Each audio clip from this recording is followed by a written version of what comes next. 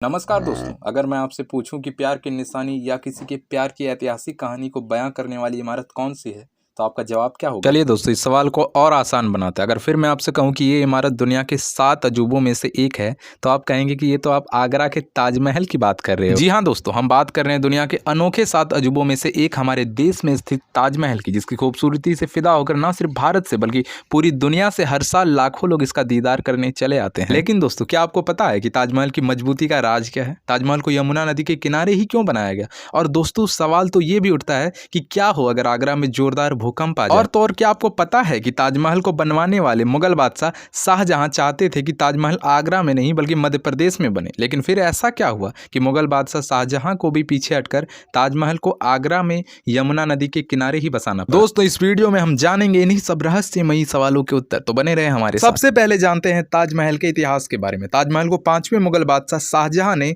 अपनी सभी पत्नियों में से सबसे प्रिय मुमताज महल की मृत्यु होने के बाद उनकी याद में बनवाया। दोस्तों, ताजमहल के निर्माण में 20 लाख रुपए लगे थे। अगर इसकी आज के समय में कीमत निकाली जाए तो करीब 50 अरब से भी ज्यादा होती है। और दोस्तों, ताजमहल को लगभग 20,000 कारीगरों ने मिलकर बनाया था। ताजमहल को इतना खूबसूरत बनाने का श्रेय अगर किसी को जाता है तो उस समय के मुगल शिल्पकार उस्ताद अहमद लाहौरी को। और दोस्तों, अगर मैं आपसे कहूं कि ताजमहल की ये ऐतिहासिक इमारत लकड़ी से बनी नींव पर खड़ी है, तो आप कहेंगे कि भाई ये कैसा मजाक है। लेकिन दोस्तों, यकीन मानिए, ये कमाल उस समय के कारीगरों ने करके दिखाया था। चलिए अब ये जानते हैं कि आखिर ये कारनामा हुआ तो हुआ कैसे। लेकिन इससे पहले अगर मैं आपसे ये कहूं कि ताजमहल आगरा की जगह मध्य प्रदेश के बुरहानपुर में ताप्ती नदी के किनारे बनने वाला था, तो दोस्तों यकीन कर लेना, क्योंकि ये बात सच है। मध्य प्रदेश के बुरहानपुर में ही मुमताज बेगम की मौत हुई थी और उनकी याद में मुगल बादशाह शाहजहां चाहते थे कि इसी जगह ताजमहल बने। लेकिन कहा जाता है कि वहां की मिट्टी में कुछ कमी पाई गई और संगमरमर भी वहां ले जाने में मुश्किलें आ रही थी। तो 5वें मुगल सम्राट शाहजहां ने ताजमहल को बनाने के लिए यमुना नदी के तट पर बसे शहर आगरा को चुना। दोस्तों, ताजमहल की नींव को खड़ी करने में ही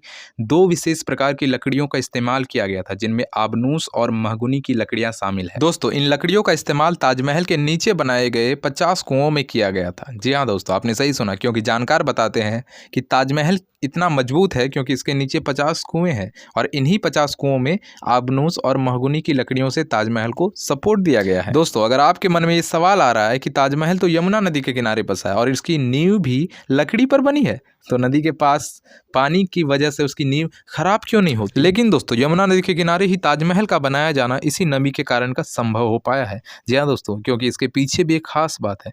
दोस्तों, इन प्रकार की लकड़ियों की एक खूबी है कि अगर इन्हें लगातार नमी मिलती रही तो ये सड़ने की बजाय लगातार मजबूत होती चली जाती है। दोस्तों, इसलिए उन सभी कुओं को इस प्रकार बनाया गया है कि नदी के पानी से लकड़ियों को लगातार नमी मिलती रहे। दोस्तों, अब सवाल उठता है कि क्या हो अगर यमुना नदी का पानी पूरा सूख जाए? अब ये सवाल इसलिए भी उठता है क्योंकि जैसे जैसे हमारे देश में सभी नदियां सूखती जा रही है, उसी तरह अगर यमुना नदी का जलस्तर भी कम हो गया तो फिर ताजमहल की इमारत का क्या होगा? दोस्तों, हमारे देश में आर्कियोलॉजिस्ट भी अब चिंता को व्यक्त करने लगे हैं और सच्चाई भी यही है दोस्तों कि यमुना नदी का जलस्तर धीरे धीरे कम होता जा रहा है और इससे न केवल ताजमहल की खूबसूरती कम हो रही है बल्कि उसके नींव के कमजोर होने का खतरा भी मंडरा रहा है। इसलिए दोस्तों, खबर अब यह है कि सरकार के द्वारा इस चीज को देखते हुए एक चेक डैम बनाने की योजना बनाई जा रही है, ताकि ताजमहल के पीछे हिस्से में पानी को रोका रखा जा सके, जिससे ताजमहल के नींव में मौजूद लकड़ियों को लगातार नमी मिलती रहे और इससे ताजमहल की खूबसूरती भी चौगुनी हो जाएगी।